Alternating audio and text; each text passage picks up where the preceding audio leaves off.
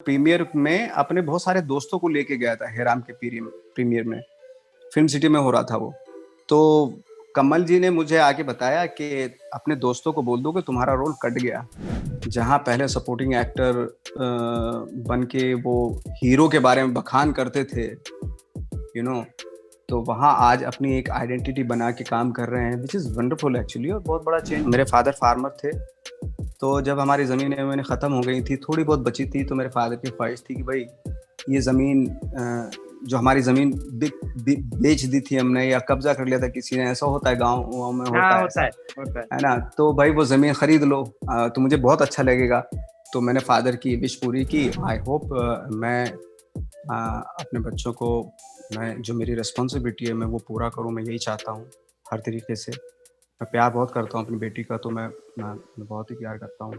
But बाकी personal life में मैं इतना कुछ कहना नहीं चाहता। जब छोटी फिल्म रिलीज होती है, आप उसका वीकेंड कुछ नहीं होता, तो आप उसको बोल देते हैं कि भाई ये तो उसका वीकेंड कुछ नहीं हुआ। हाँ, निकाल दो। देखो, मैं कहता हूँ कितनी भी वाहियात फिल्म हो, उसको आप 5,000 स्क्रीन पे रिलीज करो, उसका डेफिनेटली 20 करोड़ या 15 करोड़ रुपए होगा ही होगा उसका एक डे का collection. Not many have had the trajectory of the career that Nawazuddin Siddiqui can boast of. Today, he's a bona fide superstar, and in his own right, he's one of those who we look up to. Joining us for a conversation is Nawaz, only on Pink Villa. Thank you, sir, for doing this conversation. Thanks for having me. Nawaz sir, मैंने ना कुछ दिन पहले एक movie देखी। मैंने बहुत बार वो मूवी देखी है, पर मैंने बहुत सालों बाद अभी वो मूवी देखी। वो थी आजा नच ले। उसमें ना आपका कैरेक्टर मैंने देखा। ऐसे छुटपुट मैंने बहुत सारी मूवीज ऐसे लॉकडाउन में भी देखे जहाँ पे आपने बहुत छोटे छोटे बट कमाल के किरदार निभाए हैं। और मैंने रिसेंटली आपका एक इंटरव्यू भी पढ़ा जहाँ पे आपने बोला था कि आपका हे राम में भी एक रोल था जो बाद में नहीं था बिकॉज वो काट दिया गया। ऐसे how do you look back at your career from there to becoming the leading actor? बहुत लोगों को ये मतलब nobody, there are not many people who can boast of this, like I said in my introduction. Of course, देखो, शुरू में जब आप काम करते हैं तो बहुत सारे, जब फिल्म बनती है तो फिल्म में ऑफ कोर्स जो मेन जो ट्रैक होता है, जो कहना चाहता है डायरेक्टर, वो इम्पोर्टेंट होता है, ना कि मेरा कैरेक्टर इम्पोर्टेंट है। या अगर मैं उस मेन ट्रैक में हूँ तो कहीं ना कहीं मैं बच जाऊंगा। तो होता भी यही है कि जो डायरेक्टर कहना चाहता है वो प्रायोरिटी रखी जाती है। तो एक वक्त था जब हेराम किया था, तो आई थॉट कि उस वक्त पे एक्साइटमेंट लेवल दूसरा था। तो कमल जी थे, कमल जी के साथ काम करने का जो एक्साइटमेंट था, क्योंकि वो मेरे फेवरेट एक्टर भी रहे हैं, मेरे आइडल भी रहे हैं, है ना। मैंने आई थिंक कमल हसन और नसीर साहब दो ऐसे एक्टर हैं, और दिलीप कुमार, दो ऐसे एक्टर हैं कि मैंने जिनकी सारी फिल्में देखी हैं, A to Z फिल्में देखी हैं। तो बहुत इंस्पायर होते थे हम लोग, और आज भी होता हूँ मैं तो कमल जी की परफॉर्मेंस से। आज भी जब भी कोई भी उनकी जो मैंने देखी भी है, इवन चाहे अभय फिल्म है उनकी, वो भी उठा के देख लूं तो आज भी वो मजा आता है मुझे, क्योंकि इतना ये was such a great actor. मतलब मैं तो उनको एंथोनी हॉपकिन के बराबर समझता हूँ, किसी भी मामले में कम नहीं है उनसे, एंथोनी हॉपकिन से कम नहीं है कमल हसन। इतना कमाल के एक्टर हैं वो। तो जब उनके साथ आप काम करते हैं और कट गया था मेरा रोल, तो मैं प्रीमियर में अपने बहुत सारे दोस्तों को लेके गया था हेराम के प्रीमियर में। फिल्म सिटी में हो रहा था वो। तो कमल जी ने मुझे आके बताया कि अपने दोस्तों को बोल दो कि तुम्हारा रोल कट गया। तो मैंने दोस्तों को रोते रोते बताया। वो कमल जी ने देखा तो उन्होंने श्रुति को भेजा, श्रुति हसन को, तब छोटी सी थी श्रुति। तो श्रुति ने आके मुझे थोड़ा संभाला, ये हुआ। तो फाइनली फिल्म देखी, लेकिन फिल्म तो खैर बहुत ही कमाल की फिल्म थी। बट उसके बाद भी मैंने कमल जी के साथ एक और काम किया, जिसमें मैं उनका डायलॉग कोच था, अभय अड़बंदन करके ना। तो उसके बावजूद भी कमल जी जब भी आते थे तभी उनसे मिलना जुलना होता था, क्योंकि मेरे आइडल रहे हैं, तो हमेशा मैं अपॉर्चुनिटी खोजता था उनसे मिलने की। तो ये था। बट बात कभी कमल जी के साथ काम नहीं किया आपने? उसके बाद काम करने का मौका नहीं मिला। कभी अगर आई होप कि अगर लाइफ में कभी मिलेगा, करूंगा जरूर उनके साथ काम। बट वो जो आपने जो छोटे छोटे कैरेक्टर्स किए हैं ना पहले, मतलब एक टाइम ऐसा था सर कि वैसे कैरेक्टर्स को ना इज्जत नहीं मिलती थी इंडस्ट्री में, ये बात तो सच है। आज के जमाने में आप Irfan sir, Pankaj sir, Neena ma'am, Seema Pahwa ji and a lot of other people, रघुवीर सर, इनके वजह से सपोर्टिंग एक्टर्स नहीं बोलते हम लोग उनको हम लोग लीड के हिसाब से ही देखते हैं। नजरिया बदल चुका है उन कैरेक्टर्स के, उन एक्टर्स के लिए and the characters that we see on screen. How do you take that change in the industry? I think बहुत बड़ा चेंज है और बहुत अच्छा चेंज है।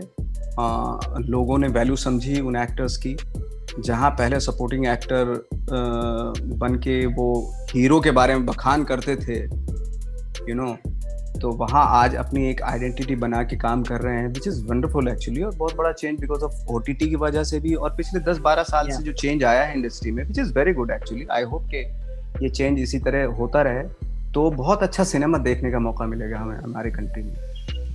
सीरियस मैन जो कहानी है वो एक बुक से लिया गया है। मैंने बुक भी पढ़ी है और मैंने फिल्म भी देखी है। Film actually I felt the film was better than the book because you could connect with the characters. You know the distinction जो होता है हमारे बीच में किसी भी चीज के ऊपर, भेदभाव हमारी सोसाइटी का एक बहुत बड़ा इल है जो कभी जाता ही नहीं है। जितना भी आप कोशिश कर लो, जितना भी आप मॉडर्नाइज करने की कोशिश करो, वो आपने बहुत अच्छी तरीके से दिखाया है वो मूवी में, you know, with your character. How much of that have you faced in your own life, the whole distinction? See it's more about के फादर और बेटे की रिलेशनशिप के ऊपर थी ये फिल्म, अगर देखा जाए तो किसी भी कम्युनिटी में आप उसको प्लेस कर सकते हैं, यू नो, वो ज्यादा इम्पोर्टेंट था बजाय इसके कि हम लोग इसको एक सर्टेन कम्युनिटी से बिलोंग करके दिखाएं इस फिल्म को। और हमने फोकस भी, इवन चाहे सुधीर सर हो, उन्होंने फोकस उसी चीज पे किया कि एक फादर जिसके अंदर कुछ चीजें रह जाती हैं, वो नहीं कर पाता है, अपने बच्चों पे थोपता है वो। और हर बाप, यू नो, हमारे सोसाइटी में हर फादर ये चाहता है कि मेरा बेटा 2 जनरेशन या 1 जनरेशन लीप ले, जो शायद मैं ना कर पाया हूँ वो ये करे। लेकिन अय्यन मनी जो है ना, थोड़ा गलत रास्ता अख्तियार करता है, बहुत क्रूअल हो जाता है अपने बेटे के साथ। इस तरीके से फोर्स नहीं करनी चाहिए उसको इन सब चीजें, वो एक गलत रास्ता था अय्यन मनी का। बट आई थिंक ये हर बाप के अंदर, हर फादर के अंदर रहता है कि वो अगर फादर के अंदर कुछ रह जाता है, कुछ कशिश, कुछ खलिश रह जाती है, तो अपने बच्चे पे थोपता है वो। ये ओवरऑल ये है सोसाइटी में एक्चुअली। एब्सोल्युटली। पर्सनली मैंने आपका एक इंटरव्यू पढ़ा, प्रिंट इंटरव्यू था शायद, जहाँ पे आपने बोला कि आपने भी बहुत सारा ऐसा कुछ फेस किया अपने लाइफ में because of your grandmother, you know, the kind of divide and the kind of the way people look down upon you in this in your own village. How did you deal with that at that point? बचपन में देखो होता है, बच्चे खेल रहे हैं आपस में, तो एक कमेंट आ जाता है, या उस वक्त पे ऐसा था, आज नहीं है, मे भी शायद आज नहीं है, बट उस वक्त पे था ऐसे, काफी टाइम तक चला वो उस तरह का कि डिस्क्रिमिनेट करना कि यार तुम तो फला उसको कास्ट को बिलोंग करते हो, वो होता है। बट फाइनली अभी ये बहुत कम होता जा रहा है, which is very good actually. देखो बदलाव, पहले तो सती प्रथा भी होती थी, यू नो, लेकिन बदलाव आया है ना, वो which is very good. I think धीरे धीरे इवॉल्व हो रही है चीजें, तो बदलाव आता जा रहा है, एक अच्छी चीज के बदलाव आता है, which is very good actually, होना भी चाहिए। आपके पापा की कोई ख्वाहिश थी जो आपने पूरी करने की सोची है या फिर किया भी है? मेरे फादर की ख्वाहिश थी कि जब हमारी जमीनें, मेरे फादर फार्मर थे, तो जब हमारी ज़मीनें मैंने ख़त्म हो गई थी, थोड़ी बहुत बची थी, तो मेरे फादर की ख्वाहिश थी कि भाई ये ज़मीन, जो हमारी ज़मीन बेच दी थी हमने या कब्जा कर लिया था किसी ने, ऐसा होता है गाँव में, होता है ना, तो भाई वो ज़मीन ख़रीद लो तो मुझे बहुत अच्छा लगेगा। तो मैंने फादर की विश पूरी की और उनके सामने मैंने ज़मीन खरीदी, जो थोड़ी बहुत ज़मीन थी वो खरीदी, और वहाँ पे अब हम खेती करते हैं। जो पुरानी ज़मीन थी वहाँ पे भी खेती होती है, जो नई ज़मीन खरीदी वहाँ पे भी खेती कर रहे हैं। तो ये एक उनकी विश थी जो मैंने पूरी की थी। वाह, how sweet. Sir, before I go, because you are here and it will be only right for me to ask you this because I want to put out ये that हम लोग तो किसी के पक्ष में बात नहीं करते, हम लोग दोनों तरफ को बोलने की एक स्पेस देते, एक प्लेटफॉर्म देते। इस लॉकडाउन में जहां एक तरफ आपके मूवीज, आपके एक्टिंग की तो दाद सब देते हैं, और जहाँ पे आपकी मूवीज इतने अच्छे चल रहे डिजिटल पे, वहाँ पे बहुत सारे चीजें personally, whether it's the family dispute and the other cases, how do you take that? Does it bother you at a given point? does it give you a sense of like disparity, and so does it despair in your head because you're away from Bombay and everything is happening? What would be your answer to that? Because आपने कभी इस बारे में बात नहीं की है. मैं तो खैर अभी पर्सनल चीज़ों के ऊपर बात नहीं कर सकता हूँ. आई होप मैं अपने बच्चों को, मैं जो मेरी रिस्पॉन्सिबिलिटी है मैं वो पूरा करूँ. मैं यही चाहता हूँ हर तरीके से. मैं प्यार बहुत करता हूँ अपनी बेटी का, तो मैं बहुत ही प्यार करता हूँ. बट बाकी पर्सनल लाइफ में मैं इतना कुछ कहना नहीं चाहता. बट आपको कुछ बोलने की जरूरत नहीं, बट ये जो एलिगेशन है बहुत सीरियस है to another level. Because I am sorry, I have only done interviews with your family members who have come and spoken, you know, out about all this. I can't say anything about that.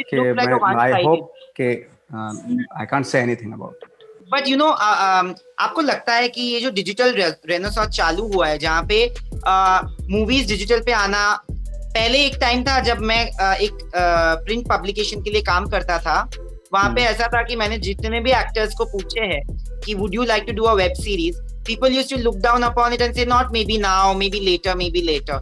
आज बहुत सारे top actors are also doing web films, web shows, web projects. It's become a big platform. Do you think it's a fair play for everybody? It's a fair play, a fair ground for talent instead. Of course, उसकी वजह से कितने great actors निकल के आए हैं.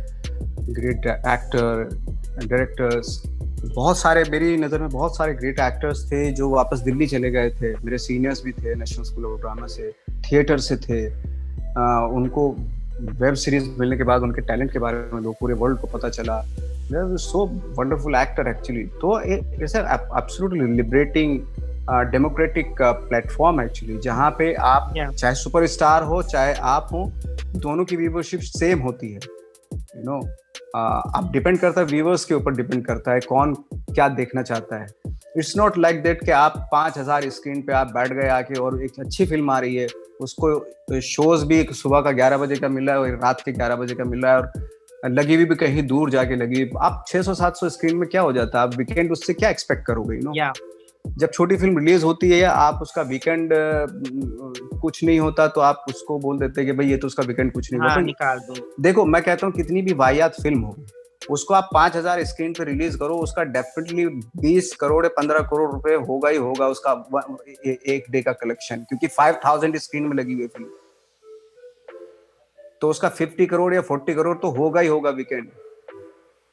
You know, अब ये एक्सपेक्टेशन आप छोटी फिल्म से नहीं कर सकते. भले, हालांकि मैं तो बिलीव नहीं करता हूँ छोटी बड़ी फिल्म अच्छी और बुरी होती है. फिल्म तो जो अच्छी फिल्म है लेकिन उसको स्क्रीन कम मिली है, उसके शोज भी बेचारे के सुबह का 11 बजे और शाम को 11 बजे और लगी हुई है चैम्बूर में, तो कहाँ जाएगा देखने के लिए. क्योंकि हमारी हैबिट है कि हम पास के सिनेमा थिएटर में देखते हैं फिल्म. अगर वहां लगी हो अच्छी फिल्म तो डेफिनेटली वो देखने जाएंगे लोग, ऐसी बात की. ट्रू. आपने एक बेहतरीन बात की थी लास्ट टाइम हम लोगों ने जब बात की थी अबाउट नेपोटिज्म. यू नो, आज जहाँ पे है बात नेपोटिज्म नहीं होनी चाहिए, इज व्हाट आई फील. बात should be about equal opportunities for talent, which you guys are working towards. You know, it's not about star kids or not. If they are talented, they should be given work. But at the same time, there are many actors who are outsiders like you, who has come and said that along with the industry and the producers and the media, the audience also plays a big role.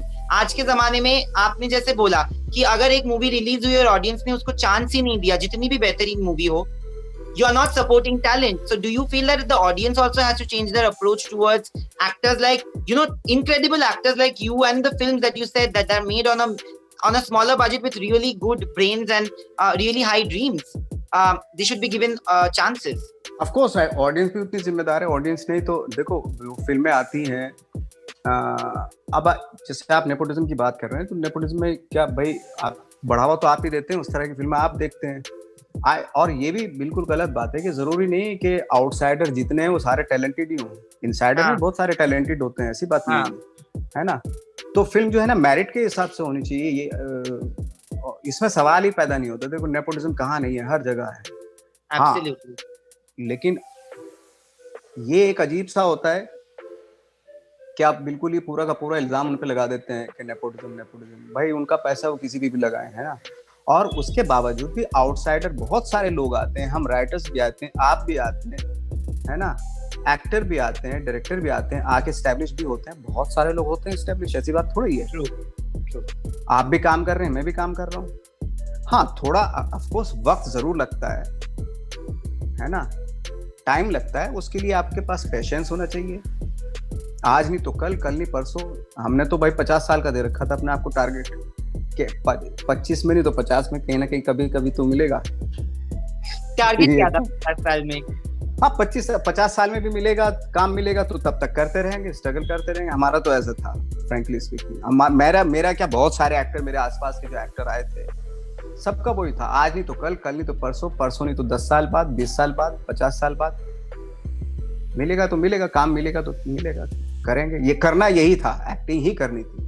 Absolutely. But you know, like I started off कि आपने जहां से शुरुआत की थी और आप जहां तक पहुंचे हो, it's a success story in itself, and you know, people later will come and speak about it, and people will give you as an example in cinema books, and that's an incredible feat